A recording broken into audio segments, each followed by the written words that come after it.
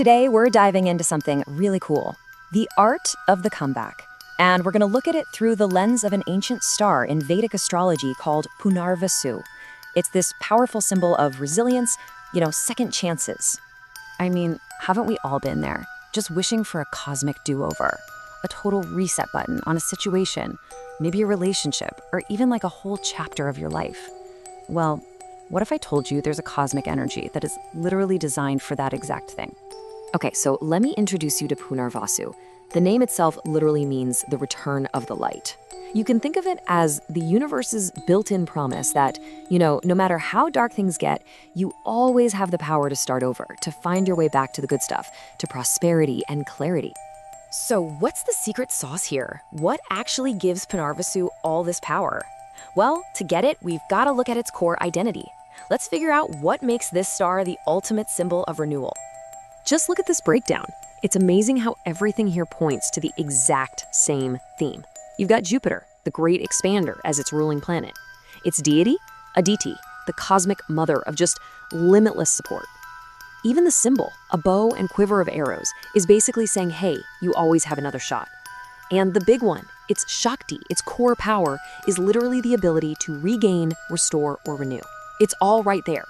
And to really get its vibe, you have to understand where it shows up in the cosmic story. See, Punarvasu comes right after another nakshatra called Ardra. And Ardra is a fierce, destructive storm. So Punarvasu is literally the moment the sun breaks through the clouds after the storm has passed. It's that beautiful, quiet calm. It's kind of like a cosmic 3-act play, right? Act 1, Ardra, the big storm, comes in and just clears out everything old and stagnant. Boom. Then Act 2, Punarvasu, our star today, steps onto the stage to restore balance and bring back hope. And that perfectly sets up Act 3, Pushya, which provides all the nourishment needed for everything to grow again. Punarvasu is that absolutely critical turning point, the shift from breakdown to breakthrough. So, where did this incredible power to rebuild actually come from? Well, it really boils down to two key players, its deity, Aditi, and its ruling planet, Jupiter. And this combination is, it's just perfect for a comeback story. First, you have Aditi. She represents this infinite, unconditional space. She's like the cosmic mother who wraps her arms around you and says, it's okay, you can start over, there are no limits here. And then, right alongside her, you've got Jupiter, the wise guide. Jupiter brings the wisdom and the optimism to make sure you don't just rebuild, you rebuild better and smarter this time. So one gives you the space to try again, and the other gives you the strategy. It's a powerhouse duo. Now here's where it gets even more interesting. Punarvasu doesn't just give you one single path to rebuilding. Nope. It offers 4 distinct paths, or padas.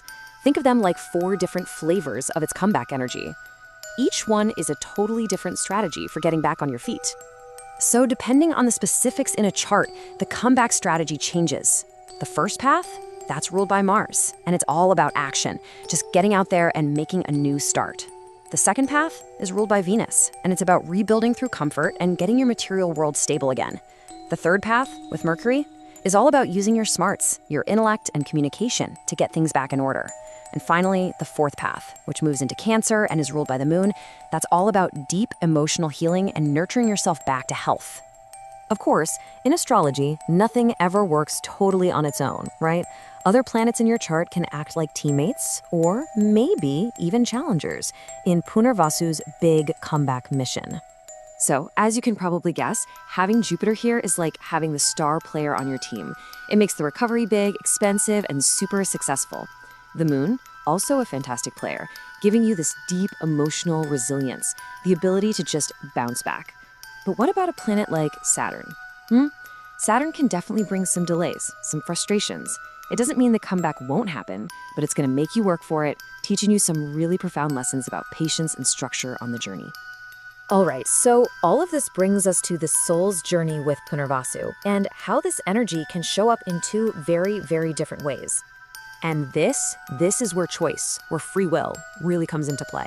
When Punarvasu is expressed strongly, a person learns from every single setback. These are the people who overcome just incredible odds to become wise, stable, and forgiving teachers or healers.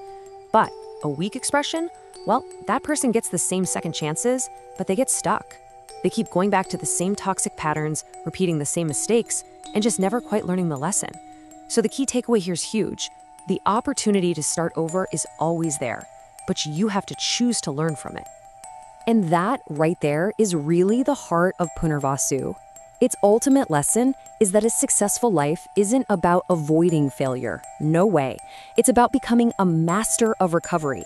It's not about being perfect. It's all about being resilient. So let's just end with this thought. The energy of Punarvasu isn't just some abstract story about the stars. It's really a mirror, reflecting a deep, powerful capacity that's inside every single one of us.